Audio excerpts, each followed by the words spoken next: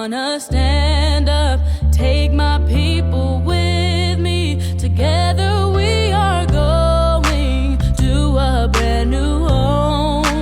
Far across the river, can you hear freedom calling, calling me to answer? Gonna keep on keeping on.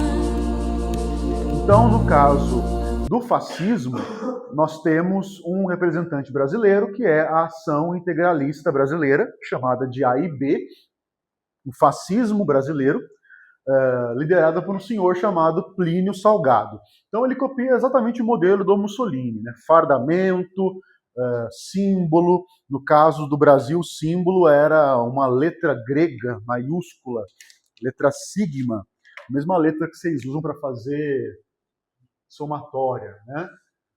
Ele era essa. E ele usava uma saudação indígena da língua tupi, que era Anauê, como saudação em vez de Ave, no caso da Itália, ou Heil Hitler, no caso da Alemanha. Não vou comparar o Plínio Salgado com o nazismo, porque o Brasil teve nazismo. Tá? Teve partido nazista no Brasil, teve em São Paulo, tem várias histórias desse partido em São Paulo, em escolas alemãs de São Paulo, que existem algumas, de perseguir professores judeus, de demitir em massa professores judeus, de marchas nazistas na cidade de São Paulo, em bairros que tinha muita gente judia morando, né? Então, não vou comparar a AIB com o nazismo, vou comparar com o fascismo italiano, que é a comparação mais adequada. No outro lado do espectro, um movimento comunista revolucionário chamado de Ação Nacional Libertadora, ANL. Então, nós temos um movimento que congregava os comunistas, os socialistas e os tenentes que vão aderir a ele. Eu falei para vocês, tem tenente que vai ser varguista de carteirinha até o fim, mas muitos vão aderir à ANL por conta do seu líder, Luiz Carlos Prestes. Já retornado da União Soviética, já feito e treinado um agente soviético revolucionário com financiamento soviético e casado com Olga Benário, que era polonesa e também revolucionária treinada na União Soviética. Então, como eu falei para vocês anteriormente, né, essa é a grande importância de entender o passado do Prestes, entender o tenentismo.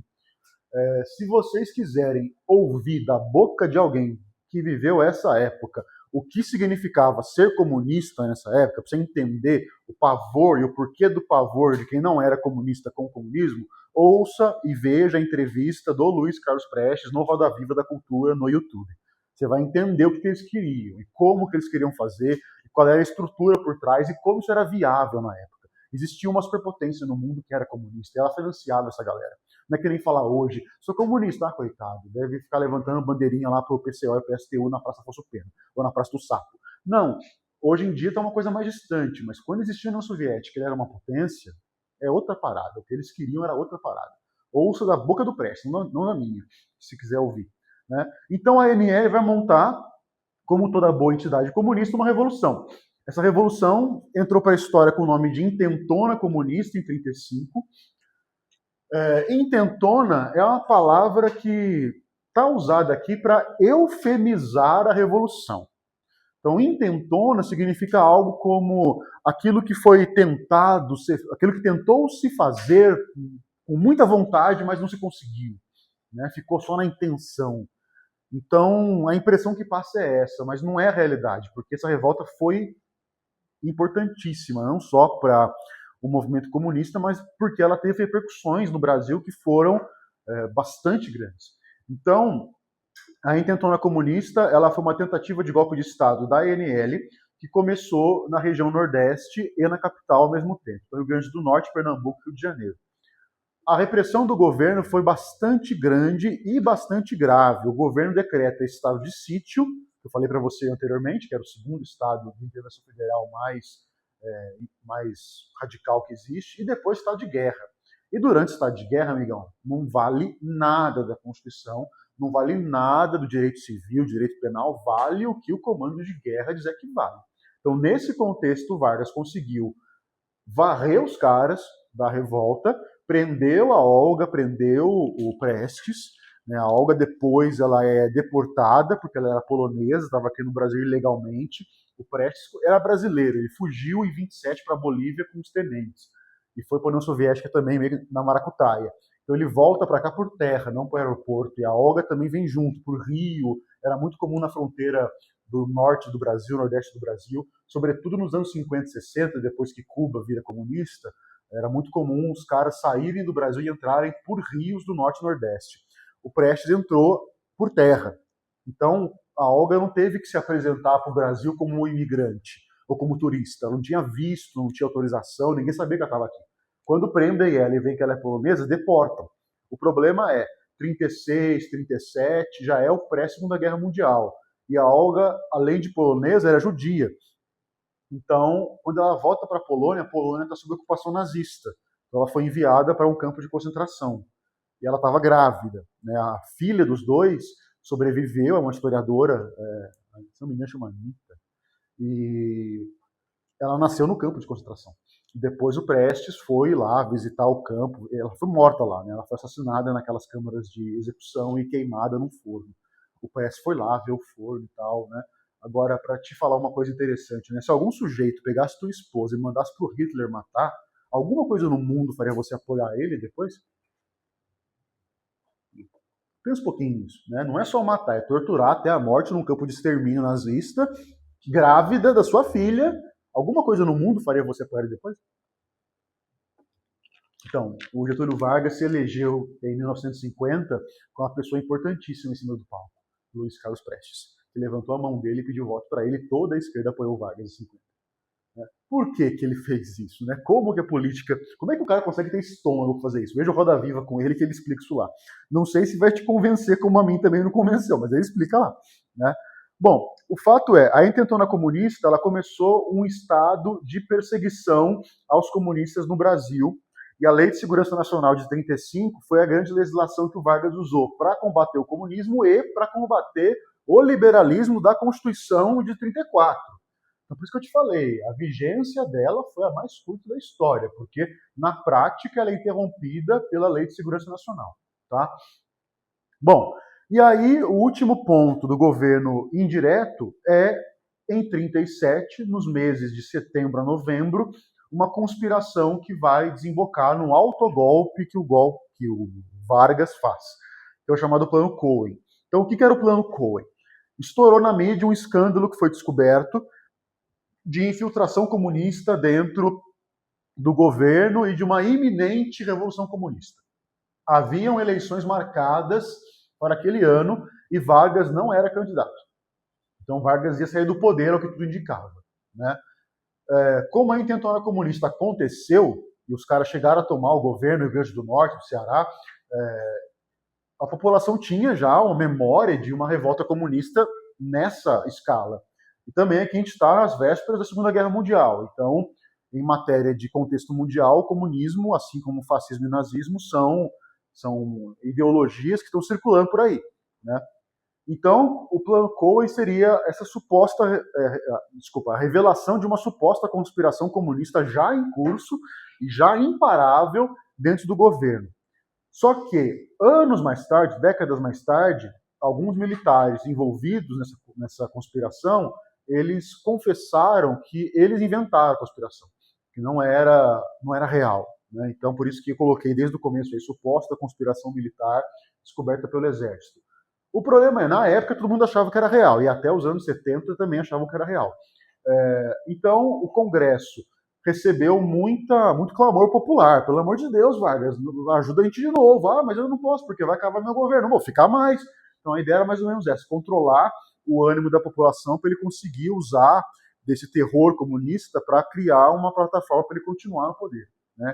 Então, o Congresso decretou estado de guerra, o que dá a ele, novamente, poderes muito maiores. Né? De novo, fechou-se o Congresso, ele está acima do judiciário, o cara manda como um ditador. Né? E em novembro de 37, ele faz um autogolpe, um golpe em si mesmo, porque quem ocupava o poder era ele mesmo. Né? Ele fecha o Congresso e outorga uma nova Constituição, que é de 37. Então começa aqui a última fase dessa primeira época do Vargas, que é o Estado Novo. Beleza?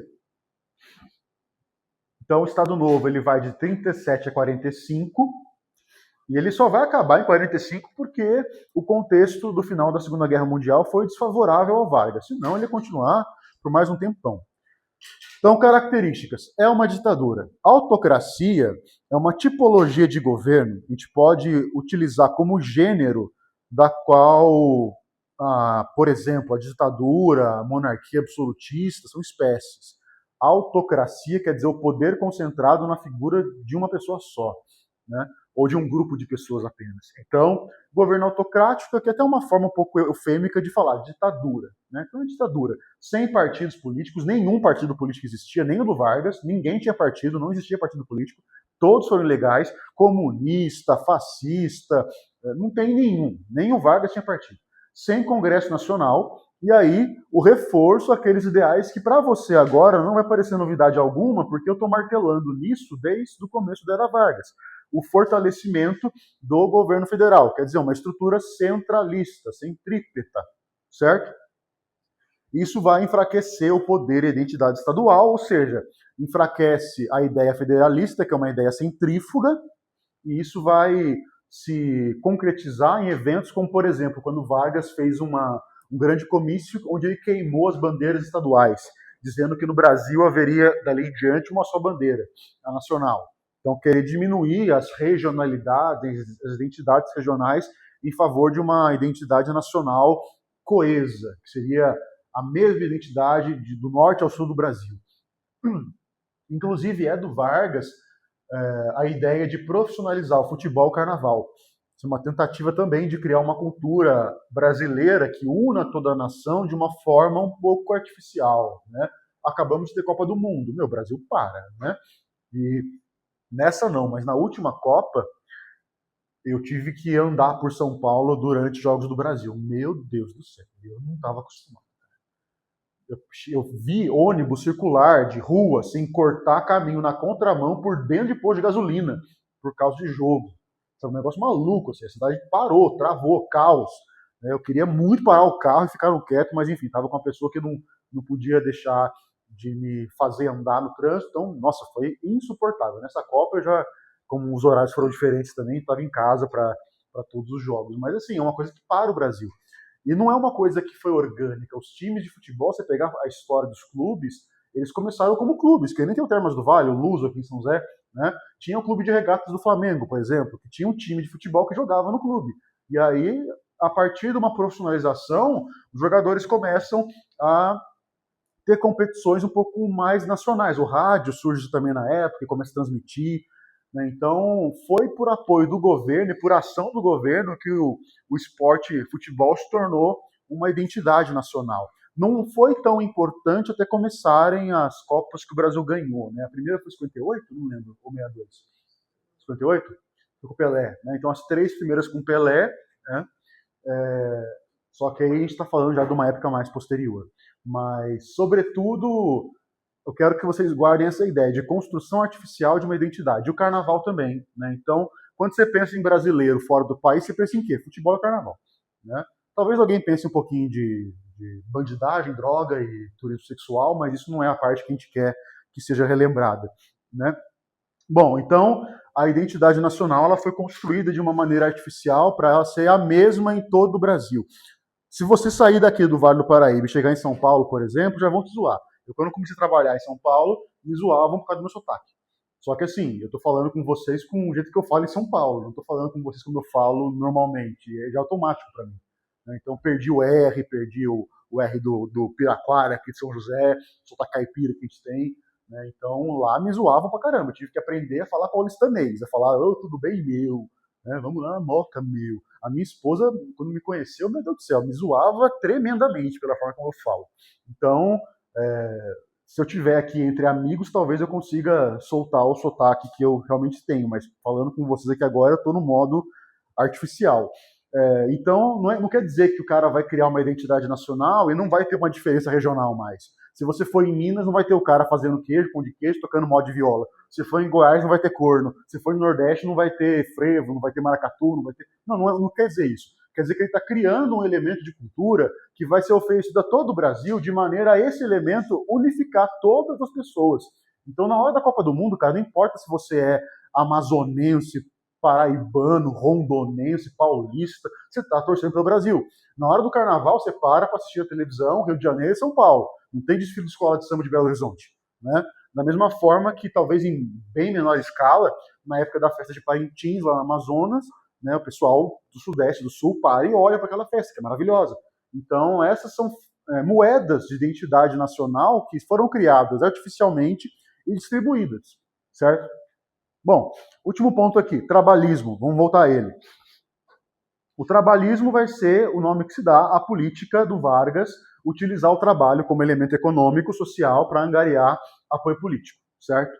Então, o trabalhismo seria uma forma de dizer politicamente que se apoia o tipo de governo, o tipo de política que o Vargas faz, que é conceder as leis trabalhistas como dádiva, como presente, e tratar as pessoas de uma forma populista, tá?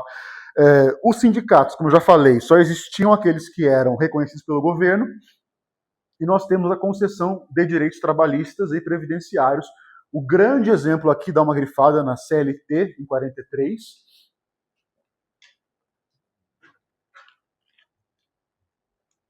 consolidação das leis do trabalho.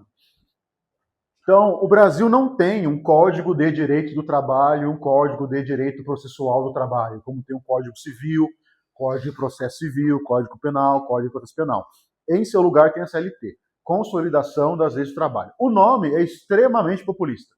Então, por que se chama consolidação das leis do trabalho e não código de direito do trabalho, como código civil, código penal? Por quê? Porque o Vargas quer dar a entender que ele consolidou as leis trabalhistas, né? Então, ela contém normas de direito material e direito processual. Isso aí talvez não seja importante para vocês, mas assim, ela não tem norma só do que é o direito, mas também tem normas de como fazer o processo e como deve ser feito o processo do trabalho. O Brasil é um dos poucos países do mundo que tem uma justiça específica para o trabalho, e no nosso caso acontece porque as leis trabalhistas são bastante diferentes das leis civis contratuais. O contrato de emprego é uma relação bem diferente de qualquer outro contrato, então o juiz tem que ser especialista, né? A minha área de pós-graduação é direito do trabalho, eu estudo bastante essa área, trabalho bastante com ela também. Então, o cara que não está acostumado não consegue. E é bem específico, cada categoria tem suas regras e tal. A CLT foi feita em 43, até hoje está vigente, já passou por algumas reformas, a última em 2017, salvo engano meu, com o governo Temer. Foi uma reforma bastante criticada no mainstream, né? Apesar de ter algumas coisas que não dá para alguém criticar, por exemplo, aumentar as horas extras do mínimo de hora extra que se paga de 18% para 50% da hora de trabalho, não tem como alguém falar que isso é ruim, né? Bom, só se alguém for quem está pagando, né? Aí pode falar que é ruim. Mas, enfim, por conta de ser uma pauta do governo Temer, logo depois do impeachment da Dilma, tinha um contexto ali que essa reforma trabalhista não foi nem um pouco bem-vinda, nem bem vista pela política mainstream. Mas guardem minhas palavras. Vocês são a geração que vai ver o fim da CLT, porque muita coisa nela não faz o menor sentido hoje em dia mais. As relações de trabalho mudaram e nem todo trabalho é emprego. Eu falei isso para vocês. Nem todo trabalho é emprego. Emprego é uma relação muito específica, que a CLT discrimina de uma forma muito minuciosa. Mas não é porque você trabalha que você é empregado, né? Então, por exemplo, o advogado que tem um escritório trabalha? Trabalha. Ele é empregado? Não. O médico que tem uma clínica trabalha? Trabalha. Ele é empregado? Não. O engenheiro que tem um escritório de engenharia trabalha? Sim. É empregado? Não. A pessoa que tem um comércio trabalha? Sim. É empregado? Não. O tio que vende pipoca na frente da São Dimas depois da missa trabalha? Trabalha. É empregado? Não. Então, hoje em dia, as relações de emprego estão em crise, até porque a geração de vocês procura outras formas de trabalho que não tem nada a ver com emprego tradicional, né? Eu tenho uma tia minha que ela fala, depois de você acabar o doutorado, faz um concurso. Porque ela se formou em engenharia química há 50 anos atrás, fez um concurso pro ITA, foi trabalhar no CTA, foi trabalhar no CTA, fez mestrado, doutorado no ITA, aposentou com uma puta de uma grana, a mulher é um crânio de inteligente, mora sozinha, não tem filho, né? Então, eu gosto muito disso. Enfim, de qualquer maneira, ela fica no meu pé, faz concurso, mas hoje não. Se eu for olhar o concurso, o que pagava na época dela em termos de hoje, nenhum paga. Ela ganha mais que o governador de São Paulo, porra. Então, não tem como você tentar no concurso ganhar isso. Ela não consegue compreender, porque ela tem 85 anos, tá velha, não tem como falar pra ela, tia, não é assim que funciona mais, né? Então, o mundo mudou. De outra forma, quando vocês pensam, por exemplo, em concursos militares, eu acho uma carreira brilhante. Eu queria muito ser juiz militar. O dia que eu descobri que juiz militar não era militar, era civil, eu desisti. Porque se fosse militar, eu queria ser juiz militar. Mas enfim, eu perdi tempo, cara. Com a quantidade de vocês, eu não tinha cabeça. Enfim, não vou chorar pelo passado agora. Façam aí por mim, passem por mim, sejam oficiais por mim, ganhem muito dinheiro e me dêem um pouquinho depois também, que não Matrix faz. De qualquer sorte, a relação de emprego, ela mudou muito. Então tem muita gente que trabalha e vive muito bem, obrigado, de YouTube, de TikTok. Ou não só isso, mas assim, sei lá, de iFood. Lá em São Paulo, cara, se o iFood um dia resolver ser fiscalizado pela Agência Nacional de Vigilância Sanitária, ele vai ter que ser extinto do Brasil, porque em São Paulo, eu te garanto que 80% ou mais dos restaurantes estão na favela. O cara faz, não é possível, o cara faz um sanduíche desse tamanho por R$ 25 e não ser carne de cachorro ou de pombo, e o cara tem uma cozinha industrial de aço inox. É impossível, é impossível. Né? E assim, eu quero mais é que ele faça, porque eu quero comer o bagulho e quero pagar pouco. Então tá certo, faz aí. Então é uma forma de trabalho que para vocês é óbvia, mas você estava vivo num mundo sem iFood? Eu estava, era um inferno. Né? Você era criança num mundo sem Uber? Era um inferno. Então, assim, essas coisas mudam as relações de trabalho e hoje em dia dificilmente algum de vocês que não quer carreira militar vai se contentar com um emprego formal. Geralmente vocês vão querer fazer alguma outra coisa, algum trabalho. Né? Mas que para a geração dos seus pais, que seria mais ou menos da minha idade, um pouco mais velho, ou dos seus avós, nossa senhora, você falar que você vai trabalhar no Instagram, meu Deus do céu, a mesma coisa que você falar que você vai tocar violão na Praça do Sapo, com cabelo e barba comprida, cantando Raul Seixas o dia inteiro e vai ver das esmolas. É a mesma coisa, mas não é. Né? Então, vocês vão ver a CLT ir pro saco um dia. Bom, economia durante o governo do Estado Novo. Nacional estatismo, grife esse modelo aí. Então, a economia é nacionalista, ou seja, as indústrias pertencem ao Estado e elas são estatais, não são indústrias particulares. Então, são criadas várias indústrias. Lembra que eu te falei que durante a época do Vargas acontece a modernização autoritária do Brasil? É autoritária porque ele é um ditador, e é modernização porque ele investe em indústria. Conselho Nacional do Petróleo.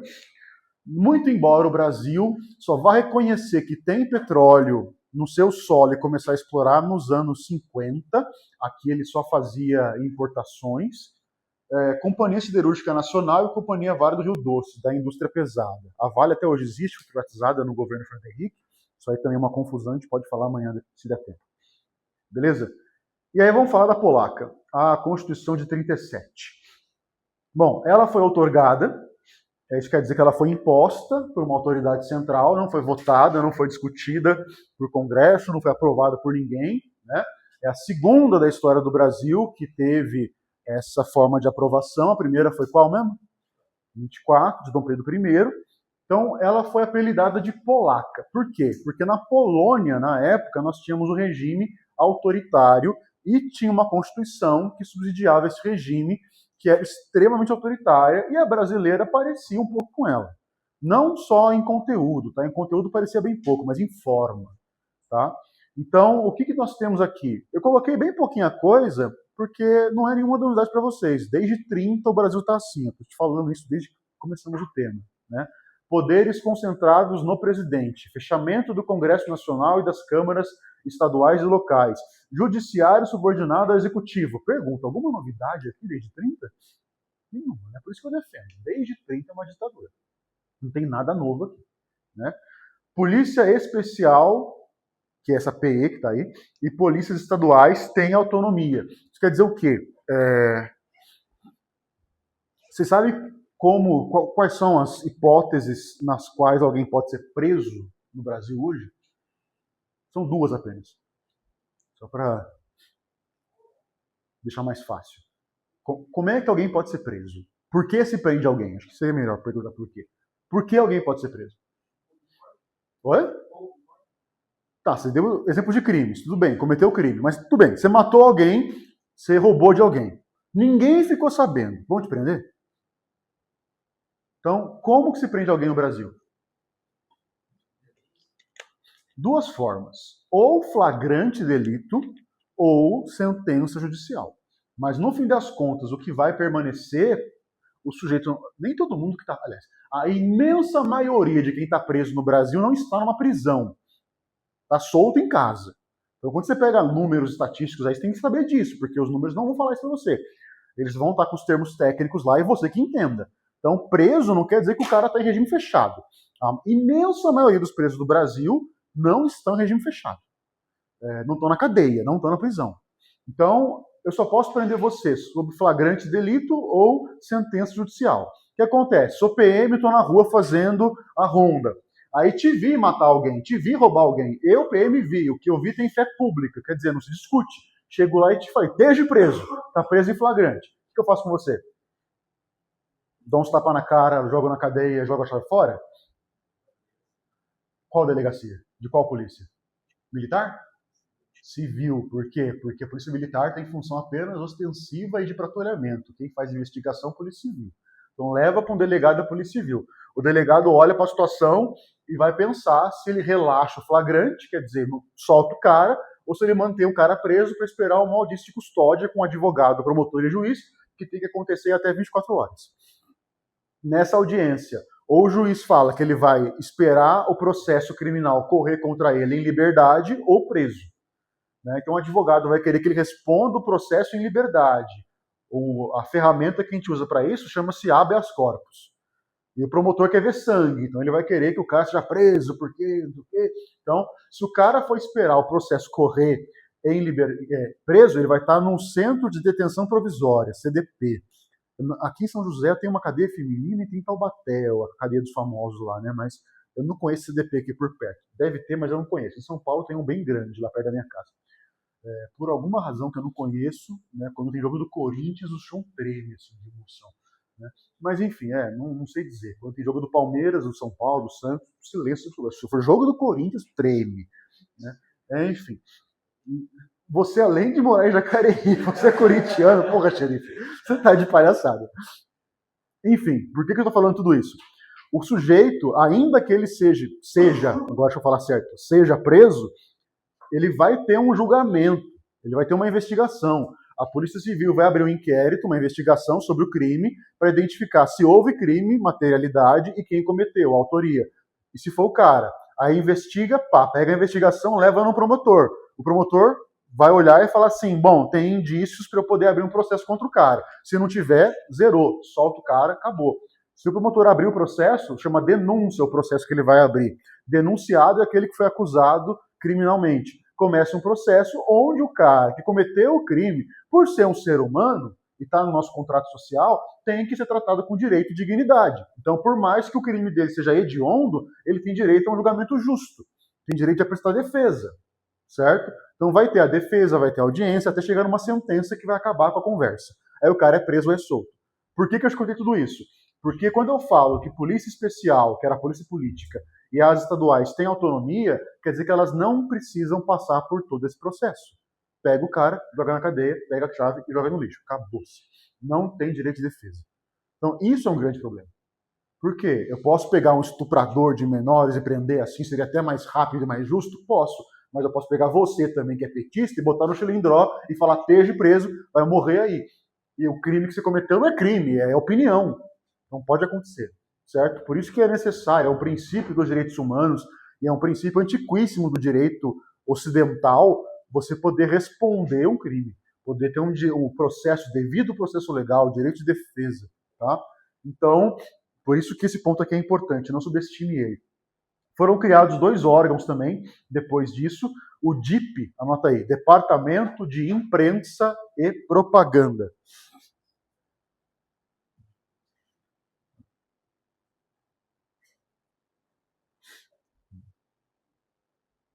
DIP, Departamento de Imprensa e Propaganda.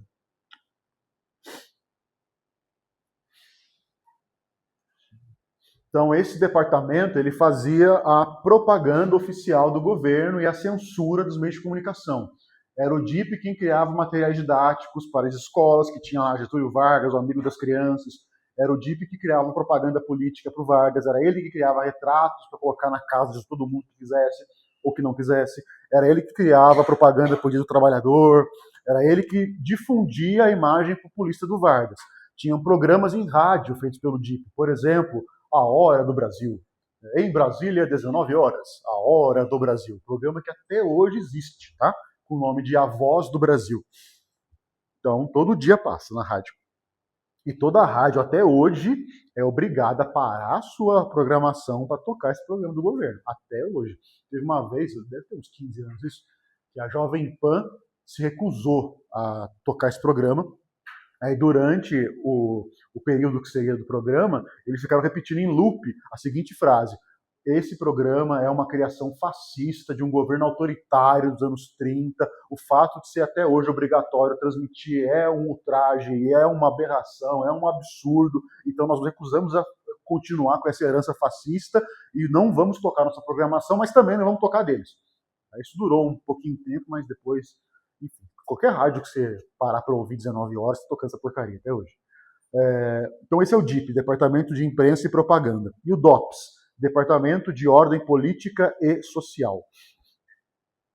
Departamento de Ordem Política e Social.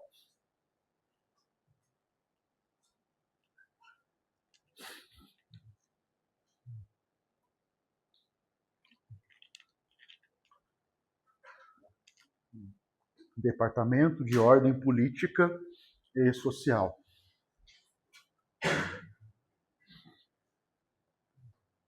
O DOPS ele era um órgão militar, não um órgão militar oficial, mas ele era composto por militares. Explico.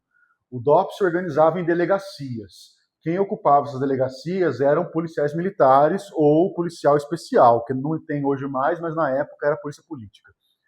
E nas delegacias do DOPS aconteciam prisões arbitrárias, torturas, assassinatos.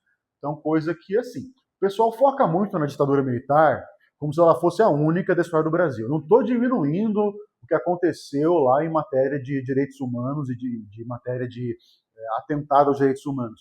Mas a ditadura do Vargas matou muito mais, torturou muito mais, e ninguém fala disso. As delegacias do DOPS que tem em São Paulo até hoje são museus. E tem uma lá em especial, na Estação da Luz, que se transformou num museu chamado Memorial da Resistência. E tem as celas dos presos, com depoimentos gravados em áudio daqueles presos tocando lá para você ouvir. E você vê como é que era a cela, como é que era o lugar do banho de sol, tem arquivos lá para você ler, fotografias e áudios, vídeos para escutar. Enfim, então, o DOPS ele vai ser um órgão de repressão que existiu até o final dos anos 70. Tá? Então, polícia hoje, a gente pegar aqui, a geração de polícia que você entende hoje, ela é muito recente. Porque é uma polícia que foi formada sem essa violência institucional.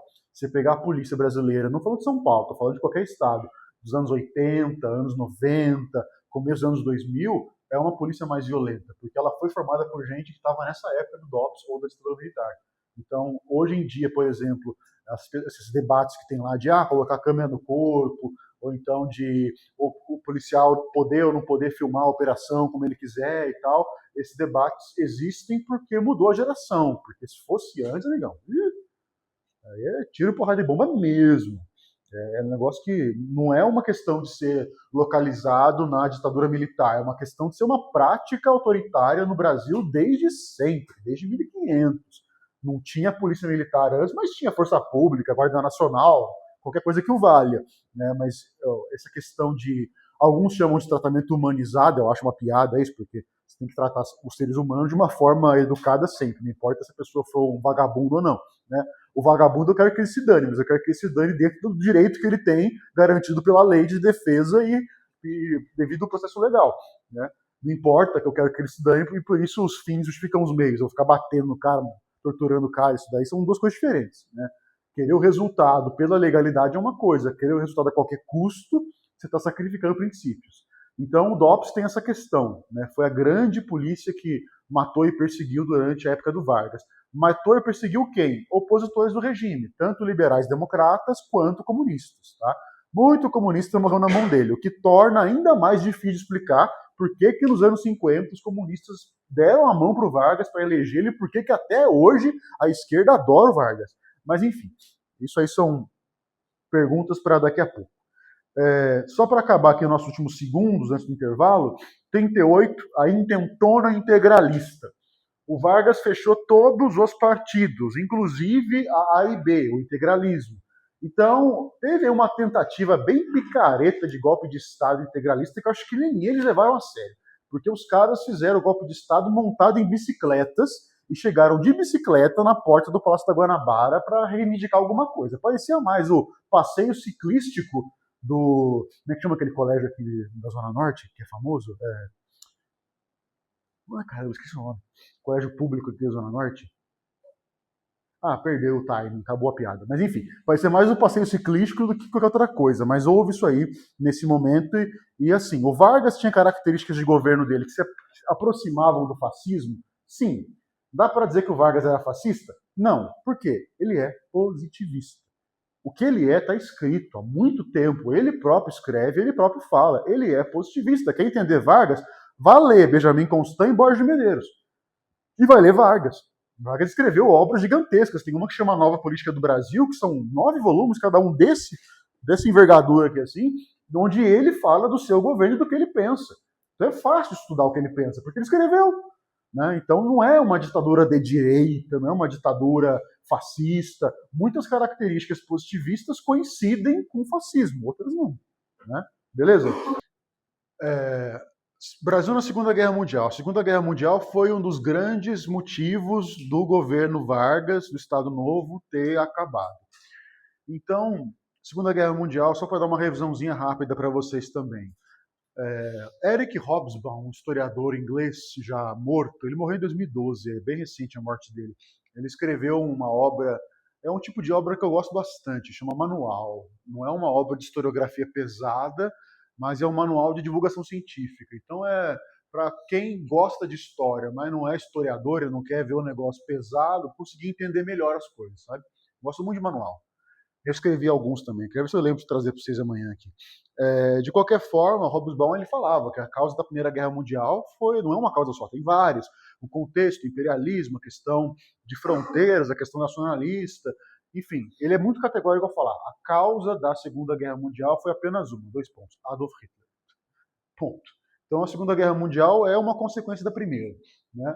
E o Brasil, ele inicialmente se manteve neutro. É uma posição que foi chamada pela diplomacia da época e depois dos anos 50 de equidistância pragmática. Então vamos pensar na geometria, né? Equidistância, eu tenho uma distância igual dos 2 pontos, ou seja, ele não pendia nem para os aliados, que era a mesma.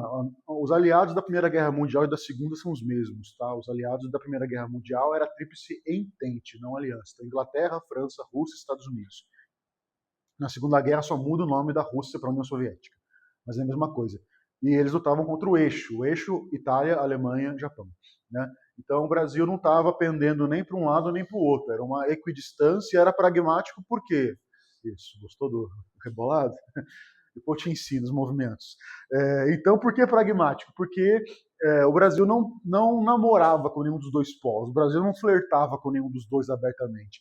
Tem uma série de pesquisas muito bem feitas sobre a relação da família Vargas com o alto comando da SS, que era a tropa do Partido Nazista. Então havia sim essa influência. E também a própria questão das ideias pessoais do Vargas parecerem terem características em comum com as ideias fascistas. Mas isso não é o que vai se cobrar de você em vestibular. O fato é, guarda o termo, equidistância pragmática. O Brasil se manteve neutro, até que não se manteve mais. Né? E esse não se manteve mais se dá por conta da entrada dos Estados Unidos na guerra depois do ataque a Pearl Harbor. Mas para justificar o porquê que os americanos têm tanto poder sobre o Brasil, de modo a fazer o Brasil, forçar o Brasil a entrar na guerra, a gente fala um pouquinho de algumas coisas que aconteceram antes, sobretudo durante o governo do Franklin Roosevelt, que era um democrata, a política da boa vizinhança. Então o que era isso? Vocês lembram da doutrina Monroe, século XIX, dos Estados Unidos? Não. Doutrina, nesse contexto, a palavra doutrina, ela é usada assim em ciências jurídicas, né, direito basicamente, em economia e em relações internacionais. Oi. Isso. O que significa isso? Uhum. Isso aí. Então a doutrina Monroe, ela foi criada pelo presidente James Monroe americano no começo do século XIX, ela tinha essa intenção, né? A América, ela não seria mais uma área de influência da Europa, e sim uma área de influência dos Estados Unidos, né? Então, isso vai desdobrando culturalmente na América do Sul, sobretudo, América Central e do Sul, vamos pensar na América fora Canadá e Estados Unidos, né? Então, vai desdobrando até chegar nessa época onde Roosevelt percebe que eles precisam de apoio social para a guerra e apoio cultural para se manterem como potência, né? Os Estados Unidos viram uma potência mundial depois da Primeira Guerra Mundial, mas depois da Segunda Guerra Mundial eles são a maior potência militar do mundo, a maior potência econômica do mundo, a maior potência política do mundo e a única potência nuclear do mundo. E isso muda o jogo. Por isso que a nova ordem mundial da Guerra Fria é tão diferente. Até os soviéticos inventarem a bomba atômica também e bater de frente com os americanos, quem mandava no parquinho os americanos, né? Por isso que hoje está mudando também, porque não é mais a maior potência econômica, tem a China aí. A influência política está desgastada, vide a América Latina cheia de comunista. A influência econômica está bem desgastada, vide qualquer indústria americana produzindo na China, né? A influência, o poderio militar é muito bom, mas você tem também a China por trás, tem a Rússia atrás, tem a Coreia do Norte, que é sustentada pela Rússia e pela China, tem Irã, né? Então o negócio não está hegemônico mais para os Estados Unidos. E a questão política, eu já falei política, enfim, todas as questões apontam para um rompimento, né? Por isso que eu falei para vocês que a nossa época é um final de um ciclo, né? Começado aí há coisa de cento e poucos anos atrás. Voltando para cá, qual que é o ponto? O Roosevelt percebe que se ele não conseguir envolver a América Latina, a América não anglófona, né? Então, tirando o Canadá, Estados Unidos, o resto da América, no discurso cultural dos Estados Unidos, ele não vai conseguir dominar da forma como Monroe pensou lá atrás. E aí vem essa ideia da política de boa vizinhança, que não é por acaso, também tem tudo a ver com a Segunda Guerra Mundial e com o fato deles precisarem de apoio na América, né, no continente americano. Então, o que era a política da boa vizinhança? A cultura americana, a cultura, vamos dizer assim, baixa cultura, quer dizer, a cultura que todo mundo consome, né? Então, eu falei para vocês ontem do coral sinfônico aqui da cidade, ninguém nem conhecia.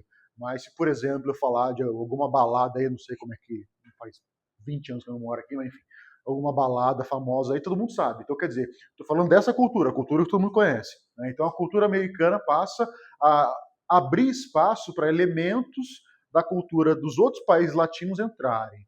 Então, vou te dar alguns exemplos bem pontuais. Primeiro deles, o Walt Disney.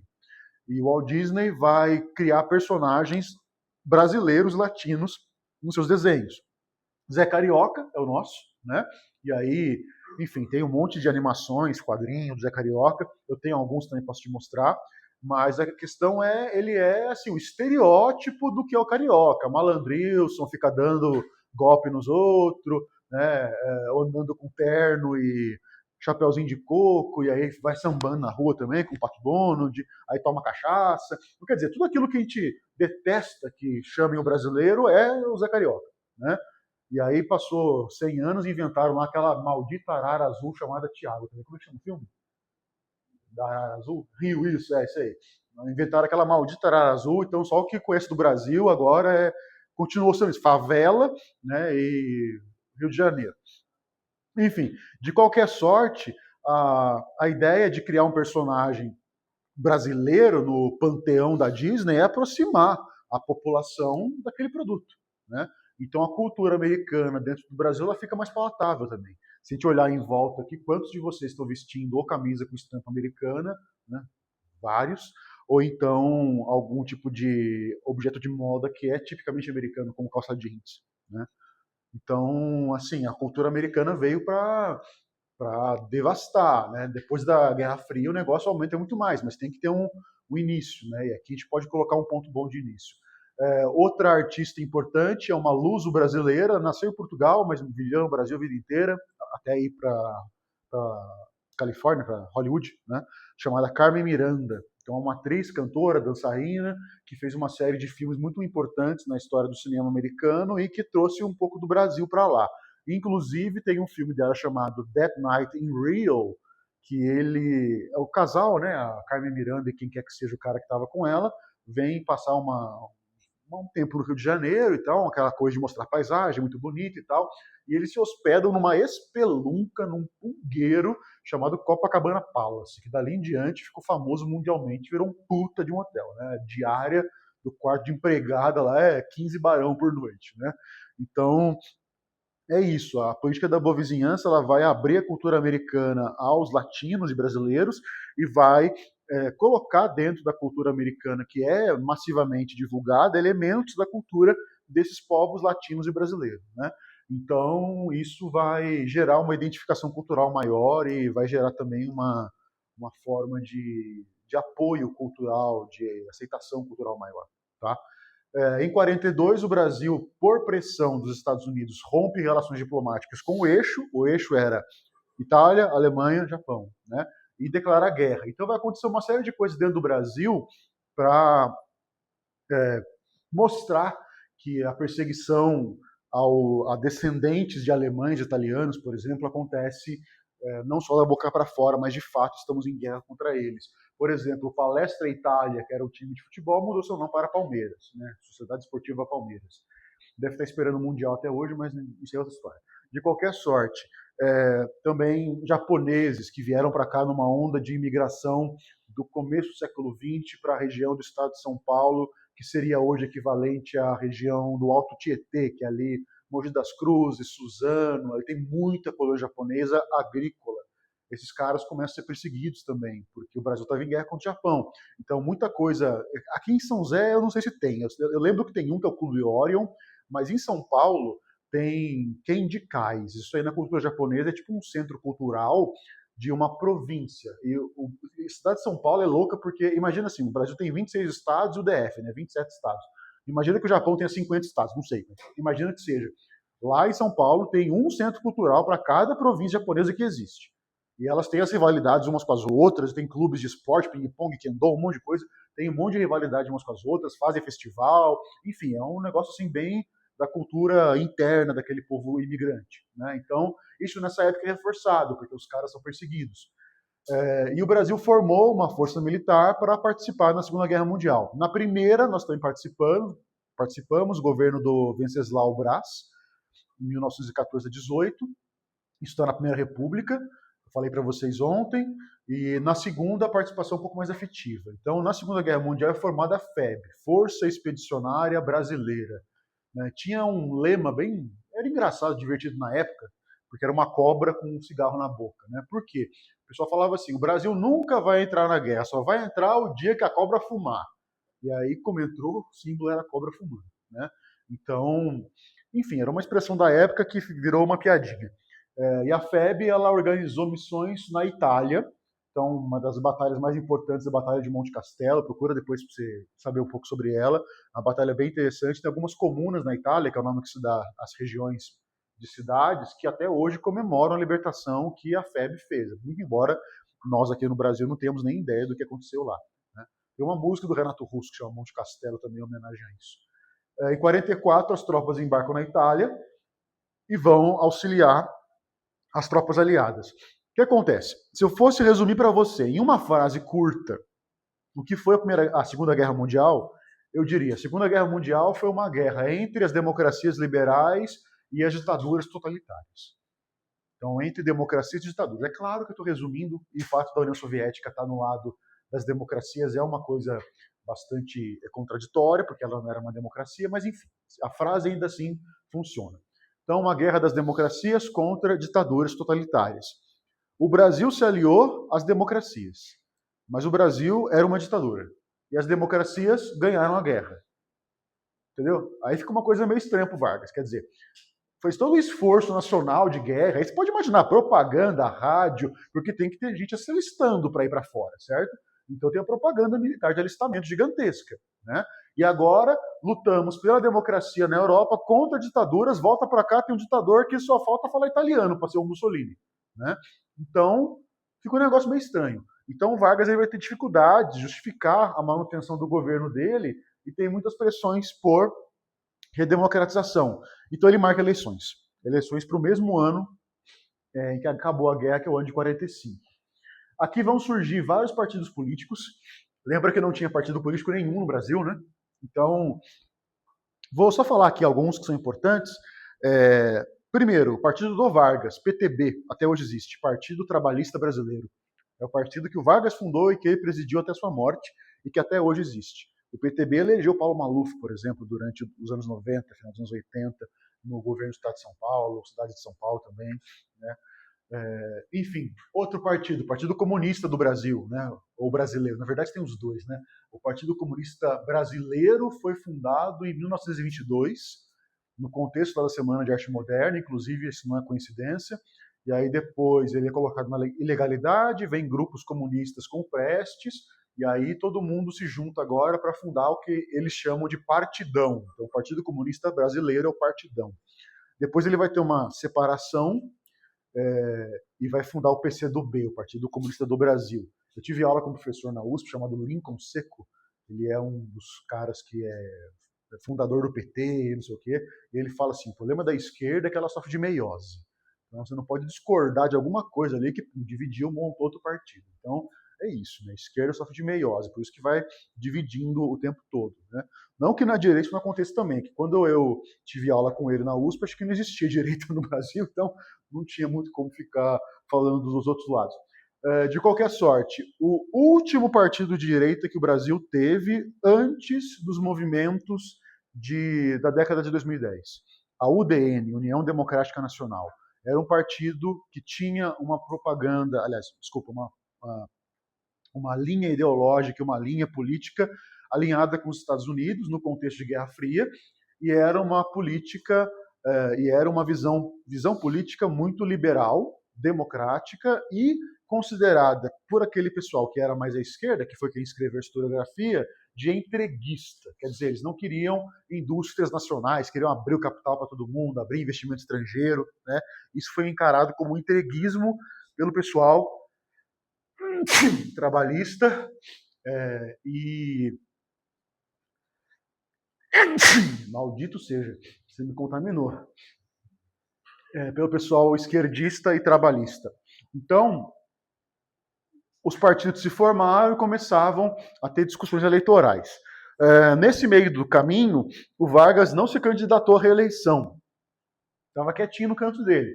Mas surgiu um movimento popular chamado queremismo, que era um movimento que queria a manutenção do Vargas no poder.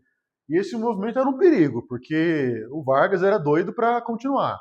Então, o que aconteceu? Alguns militares da própria linha de governo dele se reuniram e forçaram ele a renunciar. Então, a gente pode falar que ele foi deposto pelo exército. Ele forçaram ele a renunciar. Então, vai acabar a Segunda República com a renúncia do Vargas e começa um período entre ditaduras, 1946 a 1964. Então, a partir daqui, a nomenclatura que eu estou dividindo, a República é minha, né? Isso aí tem nas coisas que eu publiquei, no meu doutorado, outros livros que eu escrevi e tal, mas enfim, essa nomenclatura você não vai encontrar em vestibular. O que é comum é chamar essa época de República Populista, ou República Liberal Populista. Liberal no sentido de liberal democrática, porque foi uma época de democracia entre duas ditaduras, a militar e a varguista. Tá? Eu chamo de Terceira República pelos motivos que eu te falei hoje no começo do estudo de República, e eu também acho que é uma forma de você dar uma nomenclatura para as coisas que não está atrelada a uma visão política ideológica que pode mudar uma hora ou outra. Eu acho que é uma forma objetiva de colocar nome nas coisas. Então, a Terceira República, entre 46 e 64. Começa com o governo do presidente Eurico Gaspar Dutra, era um militar, tá? Então não existe nenhum tipo de receio ou de rejeição a militares ocuparem cargos políticos no Brasil até os anos 80. Tá? Isso aí, na verdade, de lá para cá, hoje tem até desde 2017, né, tem um pouco mais de... é um pouco mais comum, mas até então havia, até onde eu sei, não tem nenhuma regra nas Forças Armadas que exija que o sujeito esteja na reserva para poder se candidatar a cargo político. Eu sei que na polícia ele tem que tirar uma licença, alguma coisa assim, mas nas armas eu imagino que não. Então, hoje em dia tem alguns generais que estão na política, alguma coisa assim, mas isso é bem recente. Né? Do fim da ditadura militar até os anos 2010, isso é impensável. Impensável. Militar para cá, política para lá. Não se mistura. Tanto é que vocês veem escolas hoje, como o IME, a AFA, que tem academias militares e ensinam ciências exatas, né? Tipo engenharia. Antigamente também tinha para ciências humanas.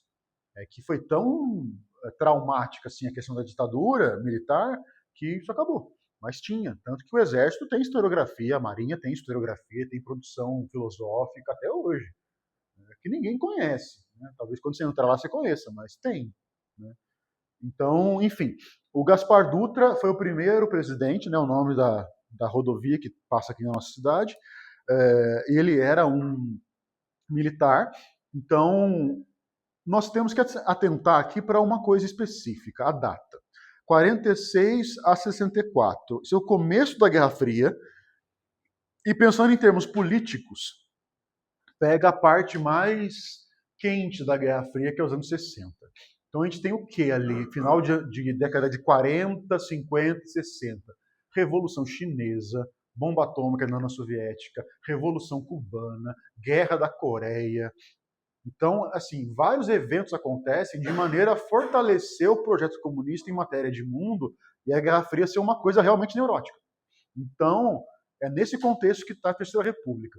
O governo Dutra, ele vai acontecer com um modelo econômico que é classificado. Então, da onde que vem essa palavra? Né? Dentro da documentação, essa palavra vem de historiografia militar de esquerda, que vai chamar a postura do presidente da República. Nossa, militar de esquerda? Tinha bastante. Comunista, então, um monte. Um monte. Escreviam, né? Então, deve ter até hoje também, não sei. Então, o modelo econômico é tido como entreguista. O que seria isso? O oposto de nacionalista. O nacionalista seria aquele que quer fazer indústria nacional, indústria estatal, enquanto que o entreguista é aquele que quer abrir a economia ao capital estrangeiro. O que, na época de Guerra Fria, e sobretudo fazendo parte do bloco americano, era uma condição para você existir na Guerra Fria, né? Para ter apoio dos Estados Unidos. Aí vamos relembrar, lembra do Plano Marshall dos Estados Unidos? Ajuda econômica para os membros do bloco capitalista. Então, se você quer ajuda econômica, filhão, você tem que abrir a sua economia à indústria americana, né? Então, isso aí é uma condição, não é nenhuma característica. Alinhamento total com os Estados Unidos. E isso é visto como uma crítica negativa por parte da esquerda, sobretudo essa que escreveu nessa época. Tá? Bom, temos uma mudança drástica na forma de organização do país, que deixou de ser uma ditadura autoritária, então uma autocracia, para voltar a ser uma república democrática mais ou menos liberal.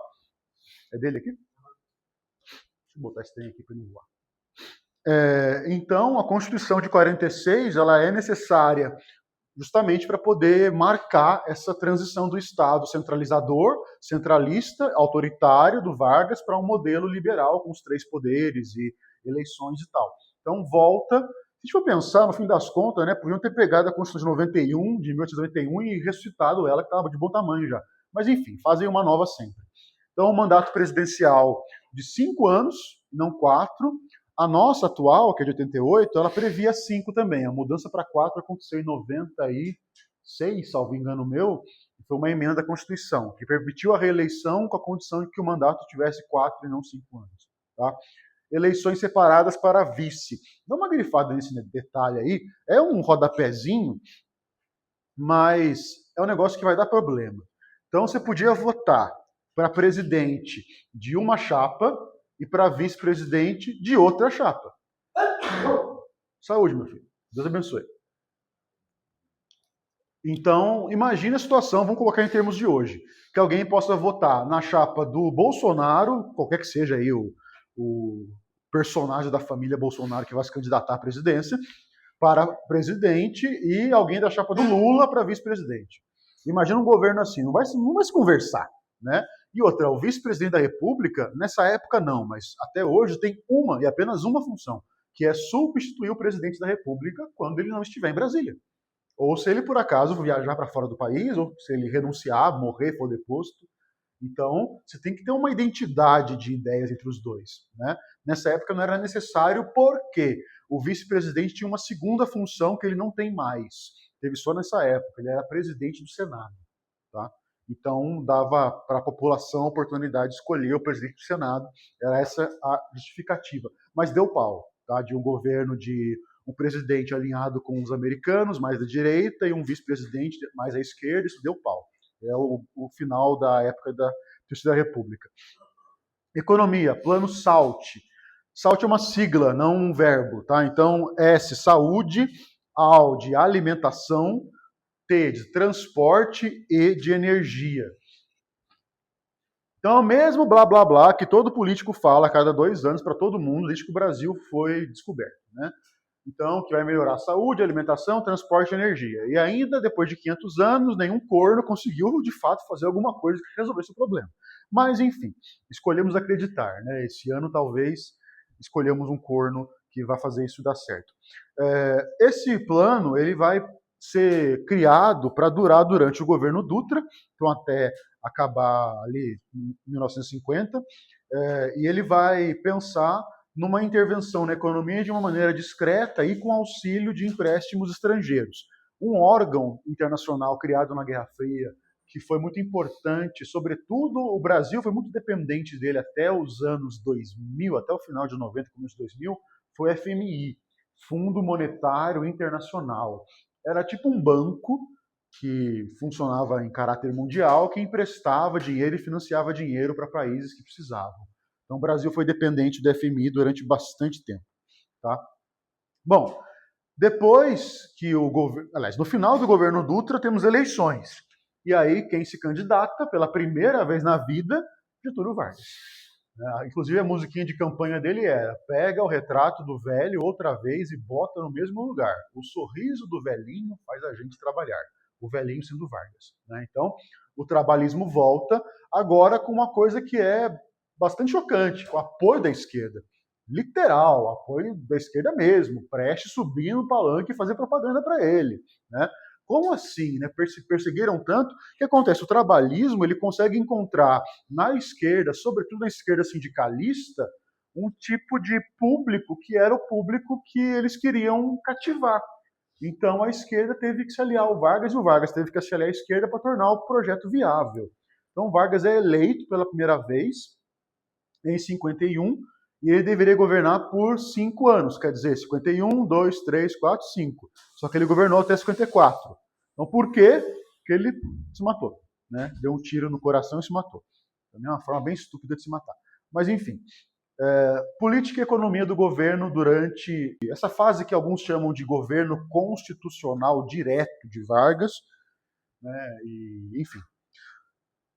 1953, criação de algumas importantes estatais, algumas que até hoje existem, outras que já foram privatizadas, mas vamos colocar aqui como destaque a Petrobras. Então a Petrobras ela nasce com a intenção de explorar petróleo no Brasil, coisa que até então não era feita, começou a ser feita aqui. Tem até uma história interessante do Monteiro Lobato, lembra o cara lá do Sítio do Pica-Pau Amarelo? Ele teve um conflito social, assim, aberto, político, com Vargas, na época, porque ele começou a defender a ideia de que tinha petróleo no Brasil. Vargas defendia que não tinha, mandou prender e torturar o Monteiro Lobato. Ele foi preso no DOPS, lá em São Paulo, enfim. É uma história interessantíssima, mas não fica para outra hora. Petrobras, então, Petróleo Brasileiro, é o nome da empresa. Eletrobras seria a Companhia de Energia Elétrica, e o BNDES, que na época chamava apenas BNDE, não tinha o S. Tá? Então a sigla significa Banco Nacional de Desenvolvimento Econômico e Social. Então antigamente não tinha o S, era só de desenvolvimento econômico. Beleza?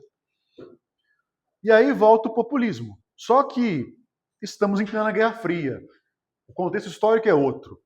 Então, dizer assim, a pregação política do Vargas, ela vai encontrar pessoas que estão contra ela. Não são mais cafeicultores paulistas querendo voltar ao poder. Agora é gente liberal democrática ou gente mais à esquerda que está criticando o governo dele. E ele não sabe lidar com isso. O Vargas é um cara que cresceu na política sem oposição. A oposição que ele tinha, ele mandava matar, prender, sumir. Desde sempre. O governo gaúcho do Borges de Medeiros, que foi o mentor dele, era assim. Enfim. Então, aumento de 100% no salário mínimo. Pô, medida boa. Sim, populista. Como eu te falei, não é que o populismo faz coisas que são moralmente, politicamente, socialmente ruins. ele faz coisas boas. A motivação é que é o problema, né? Oposição. Aqui temos uma figura bem importante. Carlos Lacerda. Então, grifa o nome do cara aí, e a UDN, que eu te falei já, vamos grifar também. Quem foi o Carlos Lacerda? Dono de um jornal chamado A Tribuna da Imprensa, do Rio de Janeiro, governador do estado da Guanabara, é um estado que não existe mais. A Guanabara era o equivalente hoje ao Distrito Federal, tá? Ficava no Rio de Janeiro. E era um político fundador também do partido, o Partido da Direita Histórica Brasileiro, né? O partido que chamava-se União Democrática Nacional. Então, a UDN é um partido de direita histórica. Isso quer dizer o quê? Ele tem ideais, tem no programa político dele o que seria o liberalismo político e econômico e está historicamente alinhado com os Estados Unidos na época de Guerra Fria. Então isso quer dizer que está localizado bastante na história. É o único partido de direita que a gente pode reputar existente no Brasil até a década de 2010. Tá? Então, o Lacerda era oposição ferrenha ao Vargas. O Vargas não podia espirrar que o cara estava lá para encher o saco. Então os dois brigaram muito. Até que o Vargas meio que fez aquilo que ele sempre fazia, né? Mandou matar o Lacerda. Isso aconteceu em agosto de 1954, é o chamado atentado da rua Toneleros, que era a rua onde o Lacerda morava. O que acontece? Ele estava chegando em casa com o guarda-costas dele, que era um major chamado Rubem Vaz. E por que ele tinha um major como guarda-costas? Ele era governador da Guanabara, então ele tinha que ter, né, um guarda-costas. Aí passa um táxi pela rua, e da janela do passageiro se abaixa o vidro, uma mão estende uma arma e dá 3 tiros. O Rubem Vaz, que era o guarda-costas dele, percebendo o tiro, se jogou na frente e morreu. E o Lacerda tomou um tiro na perna. Né? Então, automaticamente, começaram a fazer uma investigação sobre quem mandou matar o governador, chefe do partido da direita e também dono do jornal. Imagina, o cara é dono do jornal. Imagina o que o jornal vai fazer. Vai falar do cara o dia inteiro. Né? Então, começam a apurar o fato, descobrem que o táxi saiu do Palácio da Guanabara, que era o Palácio do Presidente, e aí vão apurando para ver quem é que mandou o táxi, chegam até Gregório Fortunato, que era um senhor, chefe da guarda pessoal do Vargas. Então, nunca chegaram no Vargas, nunca foi provado que Vargas mandou matar o Lacerda. O Gregório Fortunato pegou o rabanete, né, sentou em cima e aguentou calado a punição. Então, não entregou o Vargas. Agora, se a gente for pensar, não vou nem falar de opinião, porque não é o interessante, aqui não é o que interessa para vocês. Mas se a gente pensar do ponto de vista processual, criminal, e pegar a investigação documentalmente e o processo, tem elementos mais do que suficiente para legalmente considerar o Vargas como mandante. Não fizeram por pressão política. Então, não é uma opinião, uma análise técnica do inquérito e do processo. Enfim, aí aparece o Lacerda no dia seguinte com um gesso na perna que ele tomou um tiro, para quê? Eu não sei, né? Engessar a perna que tomou um tiro, engessar a ferida, né? Enfim, de muleta, acho que é efeito da foto, né? Gritando, Vargas ditador, Vargas autoritário. E aí o Vargas se reúne com o ministério dele e o pessoal que era mais varguista, ele fala para ele, não adianta, renuncia, vai acabar o governo. Tancredo Neves, ministro da Justiça, ex-integralista, estava no governo do Vargas e falou, amigão, acabou, pega tuas malas, vai para o Rio Grande do Sul e some, renuncia. O Vargas não renunciou, ele preferiu uma saída mais covarde, né? Pegou uma arma, apontou para o coração, deu um tiro, de pijama. Né? Então, e escreveu uma carta, escreveu à mão uma carta antes de se matar.